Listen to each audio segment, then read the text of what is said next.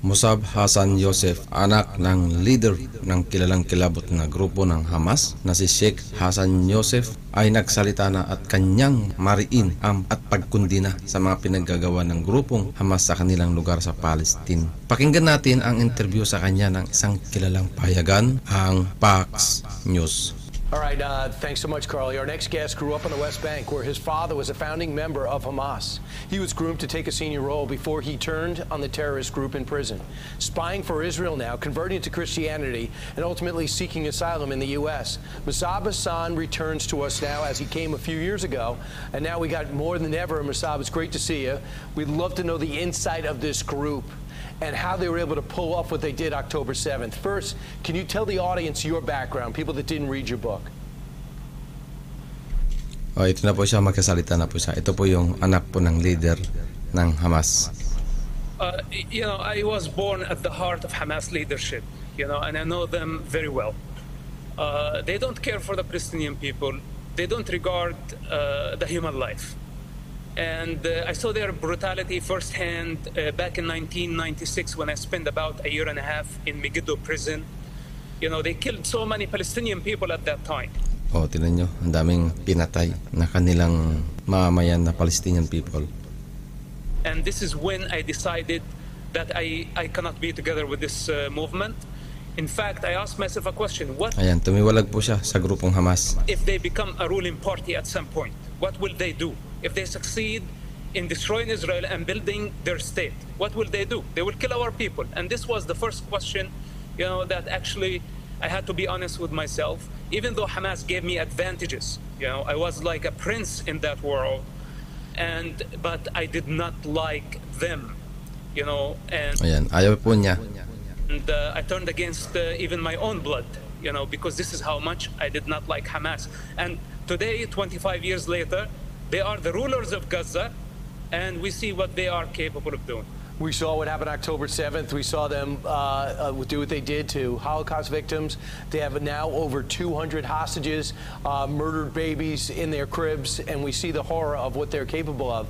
Now they've retreated back to Gaza, and a ground incursion is about to happen. Would you recommend Israel do this, and what will they find when they go in? Okay, first of all, we need to evacuate civilians as much as we can. This is an ugly war, and Israel did not start it. Hamas did. Tingnan nyo. Tama, ang nag-umpisa ito ay ang kilabot na grupong Hamas dahil sila ang unang sumugod sa lupain ng Israel noong October 7 sa taong kasalukuyan. Halos ang kanilang pinatay ay 1,300 mamamayan ng Israel. Idagdag pa rito ang mga kanilang hostage. Tuloy natin. First of all, we need to encourage civilians to go into Egypt, possibly women and children, maybe men over 50 years old. These need to get out of the picture. Then the strip need to be cut two pieces, north and south, two parts. The northern part, this is where most of the tunnels are. We need to have a solid siege, okay, for long enough to deplete the enemy and to starve them. After that, we may need to explore using gas. This is sounds horrible, but I don't see any other option. The tunnels are interconnected, and gas could be one of the solutions, but this has to be in the right time. We cannot just rush into Gaza. There is no modern army that is prepared for this type of war. And most importantly, we need to get the civilians out of the picture. As long as there are civilians there, right, then the operation might be incomplete. But Musab, you also say it's almost impossible for us to give aid to the Gaza Strip. $100 million we're about to give them and keep it away from Hamas. Don't you agree that that can't work? Look, after we destroy the tunnels, we need to finish Hamas rule in Gaza Strip. This is priority number one. Then we need to replace the regime. Could be the Palestinian Authority, could be the Egyptian government, could be Arab League force. We need to replace their rule in Gaza. After that, we can talk about aid. But as of now, sending any aid is a mistake. So you also believe that this isn't about the Palestinians fighting for their rights and their sovereignty. What is the real mission of Hamas? And what do they really think of the Palestinian people? You know, Hamas is not a national movement. Hamas is a religious movement. O ayan, religious movement, hindi po national movement. With a goal to establish an Islamic state. They don't care for nationalism. Actually, they are against nationalism. With that said,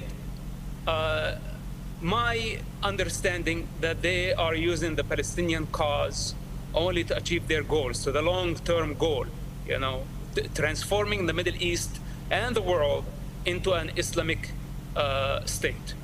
This is Hamas agendas, and they are not hidden, by the way. So Hamas is serving foreign agendas. We're talking about Iran, and we're talking about Russia lately. Napunduan po sila ng Iran at Russia, kaya ganito po kalakas ang loob ng mga ito na gumawa ng karimari-marim na gawain katulad ng mga pagpatay ng mga inosenteng mamamayan. Hamas serve those parties, and Iran pays them close to $1 billion annually. Iran is the real master in this picture. Hamas does not serve the Palestinian people. Hamas serve Iran. Those are the masters of serve Iran. Dapat dun sila tumira sa Iran. Hamas. So yung mga Hamas na yan. Their lie about nationalism, that they are a national movement and they care for the Palestinian people, look at them. They are using Palestinian people as a human shield. We need to free Gaza from Hamas. This is what Israel is doing. It's doing the Palestinian people the greatest favor by bringing Hamas down. Then the Palestinian people, they just want to live a normal life. They don't want missiles in the most populated area on earth to be launched from under hospitals, from crowded areas, and going suicidal and endangering the life of the entire population of Gaza. Who does that? You gotta be insane to do such an operation. Right. And you're talking about your family that used your family them. used to believe that, and you used to believe that that was okay, but you don't. Musab, now, exit question. Around the globe, and even in our capital, people are protesting for Hamas. They're saying for the Israel to back off and stop with the airstrikes. Well, what do you say to those protesters? What is it about their mindset? Okay, listen, I cannot convince the entire world of truth. Right now, people are emotional. They hate to see children dying. Even though, you know, Hamas is killing the people at the hospital, and we have evidence of that, but they still blame Israel. People can blame whoever they want. You know, but now we have to concentrate. We have to focus. Public opinion is very important, but unfortunately, it's not the time to win the public opinion. It's the time to win the war against the most brutal terrorist organization living today. You know, and later on, when people look back at the situation, they will understand what we were doing. We should not be afraid of the public opinion. We have to explain as much as we can. And you're doing but that. now we have to concentrate on our goals. And Musab, that's why your perspective is so vital and you're unique. You grew up in the Hamas family, you broke from it, and now you're speaking to stop it. Musab Hassan Youssef, thanks so much for what you're doing. Appreciate it. Thank you, Brian. Ayan po, narinig po natin ang isang maikling interview sa kanya po ng anchor ng Fox News, ang anak ng leader ng Kilabot na grupong Hamas. Ang lahi ko pong kinukundina rito yung mga batang nadadamay na walang kamuwang-muwang dito sa mundo, kundi ang nais ay mamuhay ng tahimik, payapa. Kaya naman pag-usapan ay pag-usapan ng matapos na ang gulong ito para may balik na sa normal ang pamumuhay ng mga Palestinian at Israeli. Maraming salamat po sa pagtangkilik ng aking munting channel, Pipers TV Official, at lagi tayo manalangin nawa na matapos na ang singgalot na ito na magkabilang panig. Paalam!